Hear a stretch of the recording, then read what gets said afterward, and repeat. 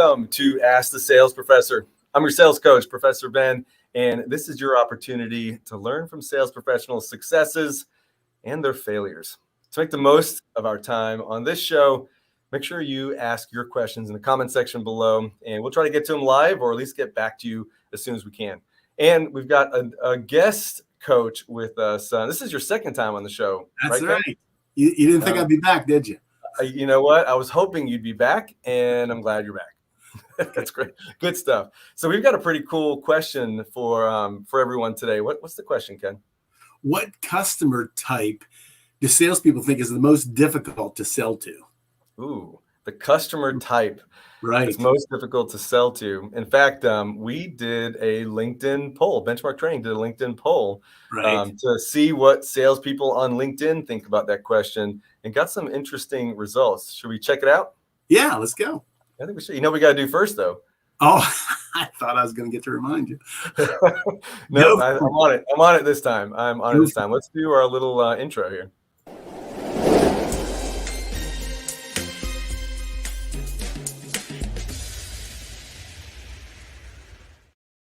See, I can't forget that because it's just so much fun to click that button. Very nice. And watch it all happen on there. It's pretty cool.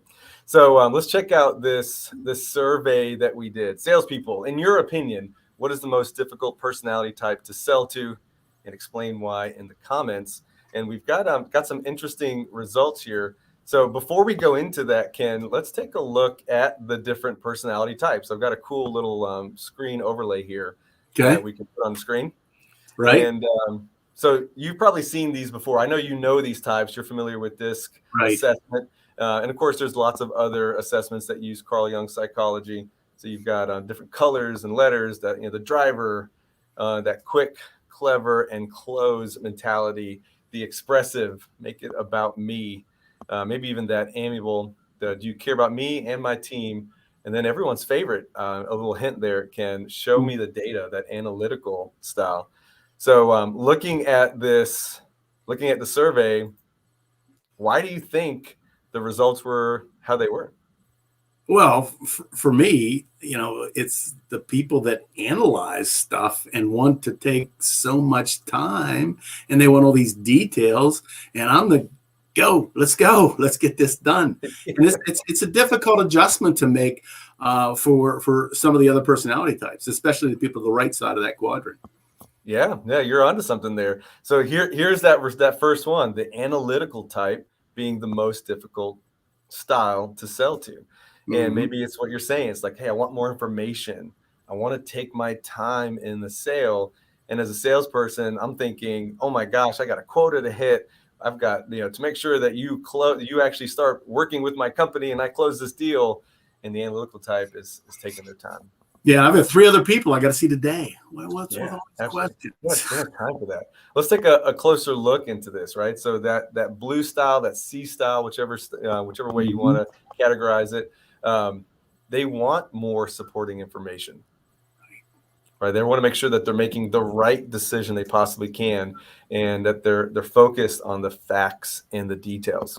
So pretty interesting. Right. And they avoid risks. The big one there was the avoiding of the risks. Yeah. So they're very concerned about taking risk. That's not in their DNA.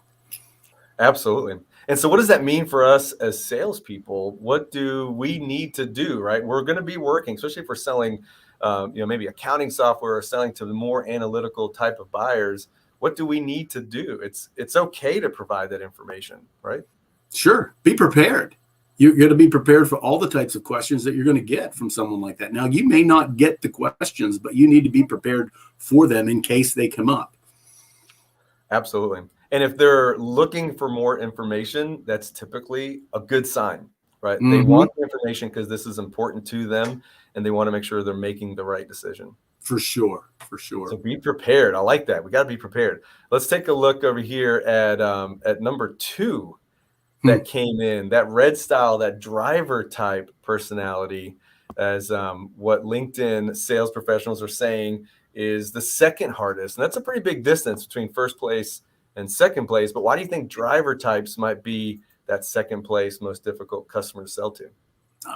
Probably the directness. They're short, to the point, hard to engage in conversations.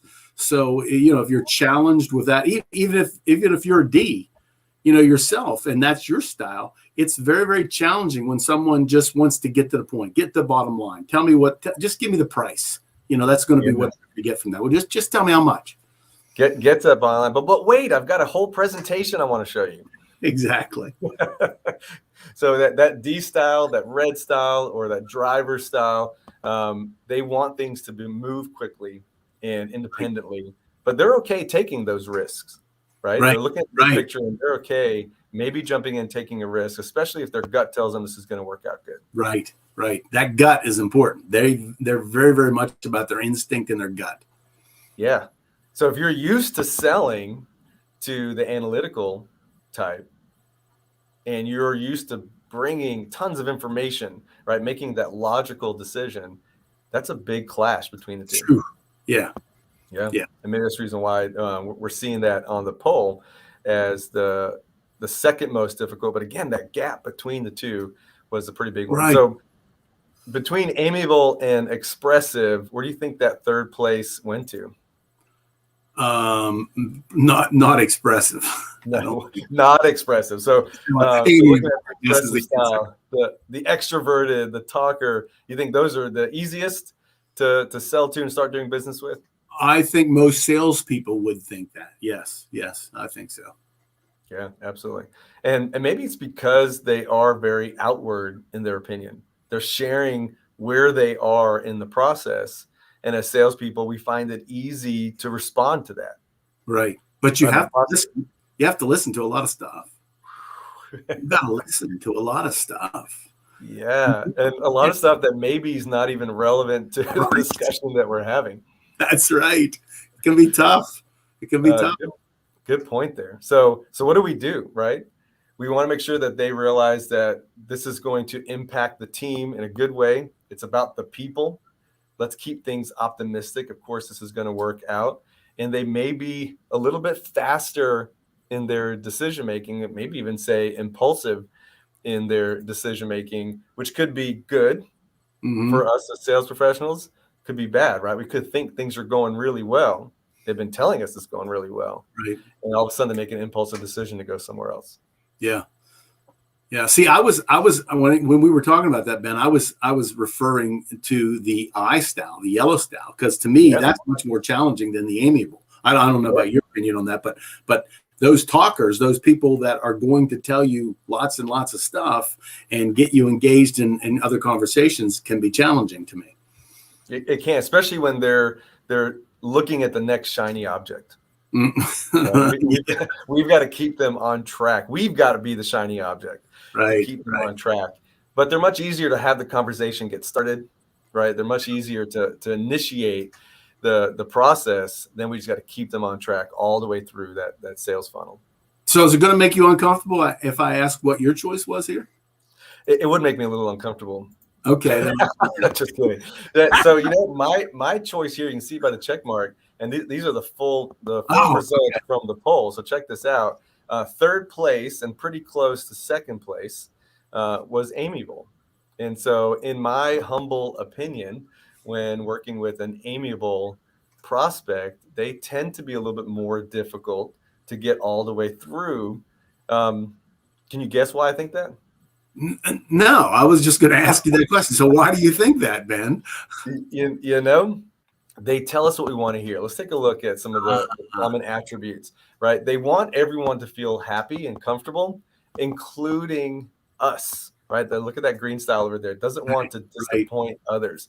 And that includes us as the salesperson. So we may be working with the amiable type, that S style, and feel like everything's going okay because no objections have come up, because there hasn't been any pushback.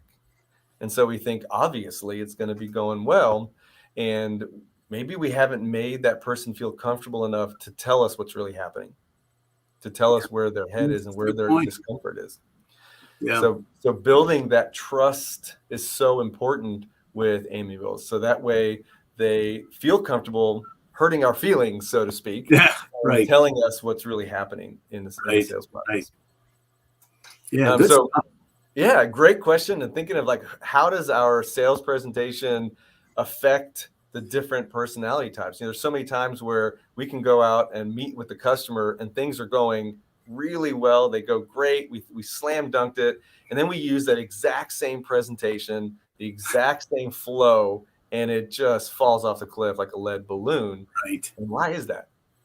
Well, you got the wrong personality type. That, every personality doesn't want the same information. They have totally different needs. They have totally different challenges in their business. You've got to understand their style for taking in information, how they learn, and it's different with everybody. Absolutely. Absolutely. Great point. We have to adjust. Right. We have to be the ones that make that adjustment so that we're communicating in a style that is preferable to that specific prospect. Right. And most prospects you're selling to, in most industries, at least this is my thought, and maybe you can correct me if I'm wrong, but they're not professional buyers. We're professional salespeople. We're professional sellers, but they're not professional buyers. So they're just going to ask the questions that come to mind, the things they think of and what they want to ask. They don't do this for a living. Yeah. Now, of course, there are some professional buyers out there, right? So they do that for a living, especially, but most of them are not, to your point. And especially when we're selling technology, right? Technology moves fast. There's new things coming up in technology all the time. So chances are, if you're selling technology, you're selling something that they haven't purchased before, or that they won't purchase very often. And if they don't know how to make that decision, they're going to default to what they know best. And almost all of us default to price, right? We default to price. Right. I don't want to spend too much money. I don't want to get ripped off. And so we have to consider their communication style in helping them make that decision all the way through the process. Right. Yes. Good point, Ben. That's really a good point. You're not going to believe this, Ken, but this happened to us last time. We are past our time here, and we're going to have to go. But 2 times on the show, really do appreciate that, Ken. And I enjoyed it. I hope you welcome me back. I was about to ask you if you would come back again. So we'll have another good topic. Maybe even check out some of the other polls. So for those of you watching this, if you haven't seen the sales related surveys that are on the Benchmark Training corporate page on LinkedIn, check them out. Some great information, great insight to your sales process and the buyers that you're working on. Before we leave, Ken, I get to hit that button again. I'm going to do it. All right. Signing off. And again, great talking to you, Ken. Looking forward to our next one. Take care. Good seeing you.